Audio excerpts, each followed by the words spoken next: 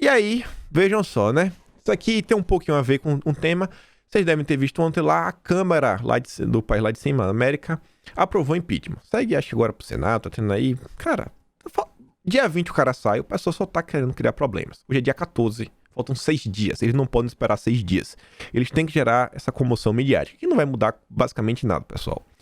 Mais interessante é isso daqui, ó. É no Brasil, as pessoas, né, tirando a máscara.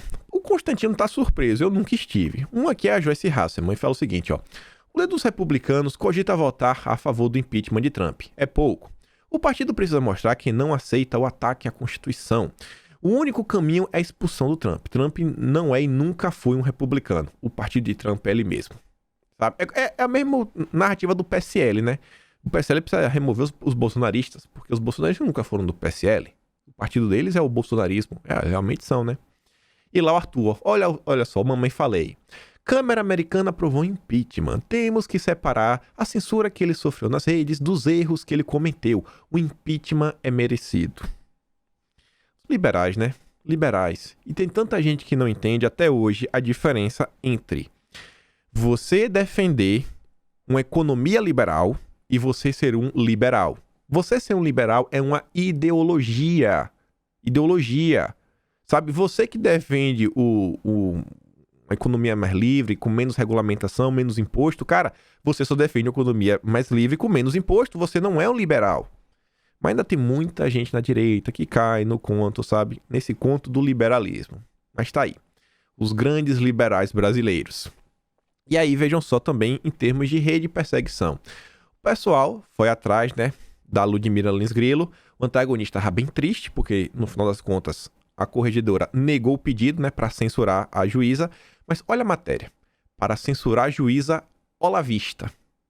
Você pergunta para esse pessoal o seguinte: o que é o olavismo? Me defina o olavismo. Me defina quais são as ideias do professor Olavo de Carvalho. Eles não sabem. Não sabem. E o que eles atribuem não são nem ideias do professor, são espantalhos que eles criam. Foi aí, negou o pedido, não vai acontecer nada. Só que a Ludmila tem umas coisas interessantes para nos contar. E vejam só. Ela fala o seguinte: eu acabei de ler os termos das reclamações disciplinares no CNJ sobre minha gravíssima conduta envolvendo terríveis opiniões, memes, piadas, hashtags, etc. E me deparei com algo a mais que deve vir ao conhecimento público. Olha só. O conselheiro do CNJ, Marcos Vinícius Jardim Rodrigues, tentou uma liminar para me proibir de, abre aspas, disseminar em redes sociais e afins comportamento manifestamente contrários às medidas de prevenção e combate à pandemia, estabelecidos pelos órgãos de saúde. Da documentação, consta até mesmo com um dos posts investigados a live que a Ludmila fez com a Nise Yamaguchi, que é ninguém mais, ninguém menos do que uma das maiores autoridades em imunologia do Brasil. Vejam só, a juíza aí, né, divulgando propaganda de desinformação, porque tá com uma das mais respeitadas médicas do país. Olha só que cujos respeitáveis posicionamentos científicos eu decidi divulgar. E aí fala o seguinte, ó. A Corregedora Nacional, a ministra Maria Tereza de Assis Moura, negou o pedido dizendo que a imposição de restrição de tal ordem, a liberdade de expressão da representada, poderia caracterizar censura prévia incompatível com o regime democrático vigente. E ela fala o seguinte, ó, isso significa, portanto, que existe no Brasil, neste exato momento, um conselheiro do CNJ tentando interditar o debate em prol de um pensamento único permitido. Você só pode pensar de uma determinada maneira. Isso não é novidade no mundo. Na União Soviética também era assim. Para vocês verem como é difícil, sabe, as coisas mudarem no Brasil. Precisa que, principalmente os conservadores, cada vez mais estudem para ocupar espaço. Tem que estudar, passar em concurso público, sabe, para tentar galgar essas posições. Mas vejam só, né?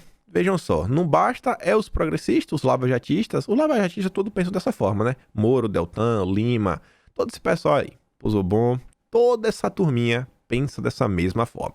Mas vamos continuar aqui, ó, e vejam só. O PCO ontem, eu não vou passar aqui o vídeo, mas eu podia passar até o áudio, fizeram uma live falando o seguinte, cara, se você apoia o que aconteceu com o Trump, você não, cara, não é que você apoia a direita, né? Você é um bocó. Você não bate bem da cabeça, isso é um absurdo. Você tá dando poder, sabe, a um bando aí de bilionário que ninguém sabe quem é, tá lá do Vale do Silício, fazer o que eles querem.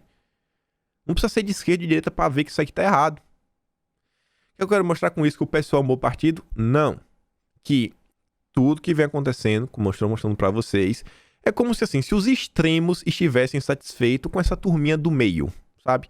Essa turminha do meio, a centro-direita, essa direita renovada, junto com os liberais, o comum na raiz está insatisfeito e os conservadores também estão. Esse pessoal do meio, né, que não quer ser nem de direita nem de esquerda. O famoso isentão.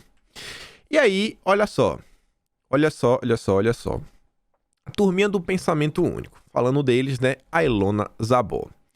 Ela colocou em um artigo na Folha de São Paulo, né, ela é colunista, que se chama Quem Sabe Faz a Hora.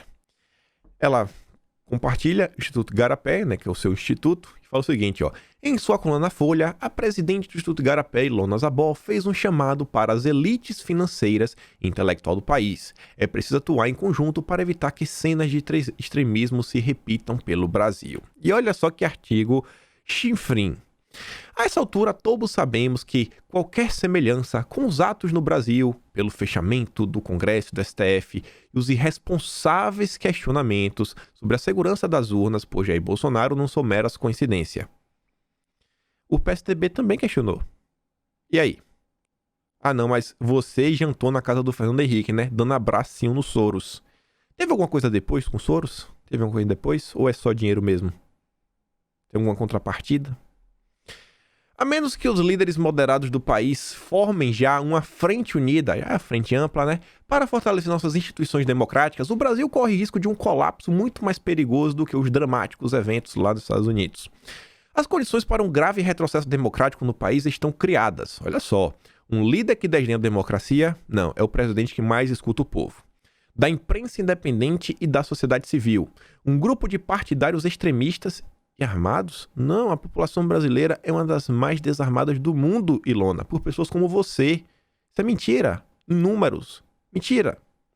Empenhados em resistir violentamente a seus inimigos. Quando que isso aconteceu? As únicas manifestações pacíficas no Brasil são as de direita. E olha só. Ainda tem outro problema, né? Que vai permitir o golpe de Estado bolsonarista. É que Bolsonaro tem uma base leal de apoio, sabe, no aparato de repressão do Estado, em especial em segmento das polícias e das Forças Armadas. Meu Deus, Bolsonaro é apoiado pela polícia. Um presidente que não tem medo da polícia. Meu Deus, a gente realmente tem que derrubar Bolsonaro, né? E para piorar as coisas, como se ainda fosse pouco, temos um sistema de freios e contrapesos mais fraco do que outras democracias. Tudo que Bolsonaro faz é derrubado. O STF tirou o poder de Bolsonaro. A Câmara não coloca nada que Bolsonaro quer. É uma piadista. É uma piadista, né? É a fantoche marionete do Jorge Soros. E depois ela fala, ó.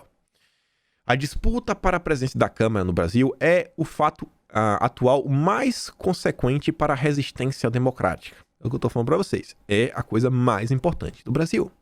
Se o candidato governista for vitorioso, perderemos uma batalha fundamental. E é o que eu tô falando. Gente, é a coisa mais importante que temos no Brasil. E ela fala o seguinte, ó, se ele perder, tampouco temos a garantia de que as condições para que se interrompa a barbárie se darão sem pressão. Tradução, né? Não sabemos se o impeachment vai ser protocolado sem muita pressão. E depois ela fala várias coisas. É o seguinte, ó. A elite política está rachada e parte dela ainda não está convencida, seja por dogmas perigosos ou por conveniência, de que o governo Bolsonaro é uma real ameaça ao país. Olha só que interessante, confirmando o que eu disse para vocês.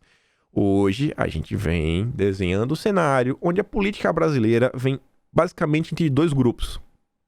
Um grupo que é oposição ao governo, que não quer ter a sua imagem associada ao bolsonarismo, e outros políticos que querem associar a sua imagem ao bolsonarismo, porque sabem que, por mais que eles não são de direita, conservadores, eles sabem que, cara, apoiar Bolsonaro dá votos. Eles viram o que aconteceu em 2018. Então essa turma aí que vem chegando, vem se aproximando. A Ilona aí, né, tá na mesma linha de pensamento. É o que vem acontecendo, gente. É a frente ampla versus o bolsonarismo. É o novo cenário da política brasileira, o novo tabuleiro. E ela fala o seguinte, ó, e esse movimento, né, só favorece o projeto autoritário e iliberal em curso. Meu Deus. Bolsonaro não é liberal, é o contrário. E depois ela finaliza falando o seguinte, ó, a parcela da elite financeira que ainda acredita em milagres e sustenta o desgoverno de plantão também precisa cair na real. Não pode mais se abster de se posicionar contra a destruição ambiental, econômica, social e da reputação do Brasil. Só quem destrói a reputação são essas pessoas que vão promover, né, calúnia e difamação sobre tudo que acontece no nosso país. Quanto pior, melhor para essa gente. Não faz o menor sentido tudo que eles falam. Mas quem tem boca fala o que quer. Essa aí, né, é a Ilona, chamando em ajuda elas elites. Você lembra que eu falei com vocês recentemente, já por 2 ou 3 vezes que eu falei, gente, eu nunca entendi tanto o que o professor Olavo falava, como depois do episódio que aconteceu lá. Que eu falava, gente, o professor Olavo de Carvalho sempre fala o seguinte, o povo nunca vai conseguir ter suas pautas, sabe, aprovadas, sabe, levadas à frente, se não tivermos apoio de pelo menos um grupo da elite, seja Forças Armadas, seja um braço realmente forte no judiciário, seja deputados que realmente tenham força dentro da política, sabe, empresários, a gente não tem ninguém. E a Ilona, ela sabe que quem manda no final das contas são as elites. Quem é que ela tá apontando? As elites. É um texto escrito para as elites. Ela sabe que o povão, cara, vai chorar, vai reclamar. A gente tem massa, a gente faz pressão. Mas quem tem dinheiro e poder de influência são as elites. E depois ela pede até um apoio, né, para a elite intelectual de esquerda também se unir por um bem maior. Vai vendo.